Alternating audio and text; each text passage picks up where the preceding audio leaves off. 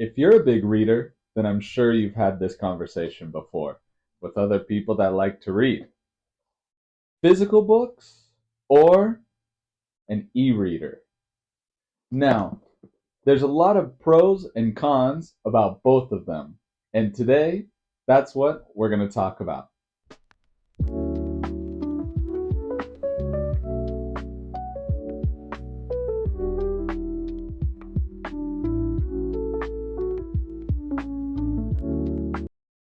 Hello, everyone. Welcome back to English on Autopilot. And for those of you that have watched my videos before, I'm sure have realized that one thing that I love to do is I love to read. And I'm a big reader. Ever since I was a little kid, I've always loved to read. It's a big reason why one of my university degrees is in English literature, because I love to read, I love to write, I love everything about the world of literature. And in this world, there's a big debate that continues, that is always going on, and that's what's better to read using an e reader, right? Something like this, where it's a Kindle or another brand, right? Personally, I have a Kindle and I love it. I think it's very, very useful.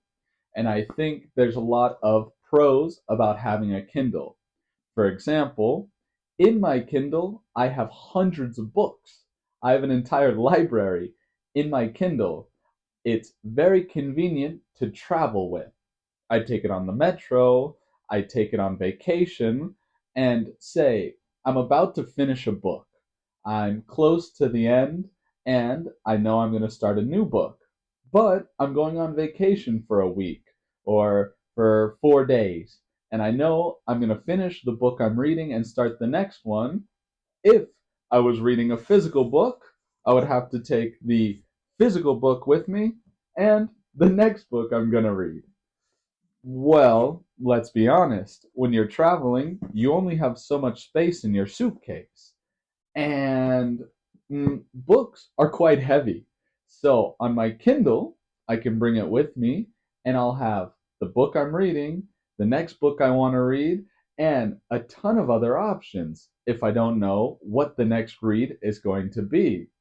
As a big reader, when I go on vacation, I love to have a book with me on the plane, if I'm at the beach, or while I'm having my coffee in the morning. And I always, always, always like to read before bed. Now, there's some things that are missing with the Kindle, right?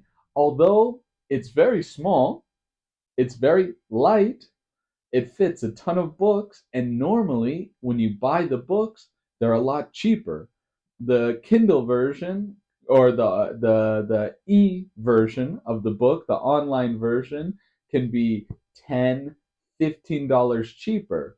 And there's even ways where you can use a library card and check out books for free. It's great. Economically, it's a good choice. Although the Kindle can be expensive or other brands can be a little expensive, you save on every single book that you read.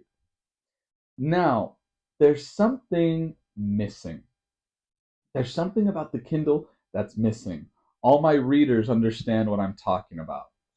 The feel of a real book, holding it in your hands and being able to turn back the pages to reread something or to remind yourself of a character or a dialogue that happened or something that's important to the story. If I'm reading and I realize, who's this person? I turn the page. Ah, okay, okay, I understand. I remember now. On the Kindle, it's a little more difficult, and you can lose your place going back and forth, but you also don't need a bookmark. You don't need to put a bookmark in your book to be able to save your place. The Kindle saves it automatically. But you are missing that feel. You're missing the feel and the smell. A book has a certain smell. A new book, an old book, they have different smells. It's why when you walk into a bookstore, they all have a certain smell, or a library, right? And to a reader, it's one of the best smells in the world. Now, another thing, this book is pretty small. This book is not very big, as you can see. It's very light as well. It's maybe even lighter than the Kindle. But not all books are like that. There's some books, for example, this is not a hardcover. This is a paperback book, which are lighter and are flimsy, right? They bend, they're flimsy. Now, a lot of people prefer hardcovers, right? You can hear it. It's a hardcover book, but it's a lot heavier. This one book is much heavier than my Kindle. And if I'm reading for a long time, it can be heavy and your arms can get tired, right? Or it can be a little uncomfortable to hold where you're trying to figure out a comfortable place to hold it.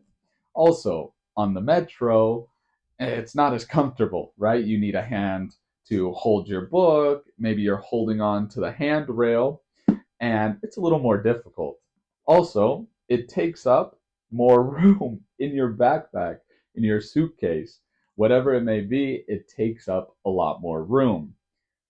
There's just something, though, about the physical book.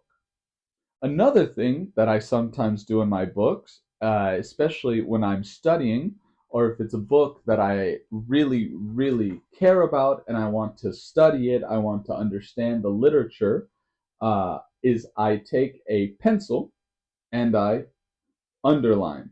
I go through and I underline certain parts of the book, right? So for me, it's really nice. On the Kindle, you can also do that. You can also highlight text. You can underline, highlight it, and it goes back. It saves it automatically, which I think is excellent. But it has a different feel. It has a different feel. Now, for me, one of my favorite places is a bookstore or the library. I love to buy books. I love to buy books just as much as I love to read them. Back in the United States, I have over 500 books. I have a lot of books. Here as well. But here, I haven't bought as many books because it's also very difficult when you move.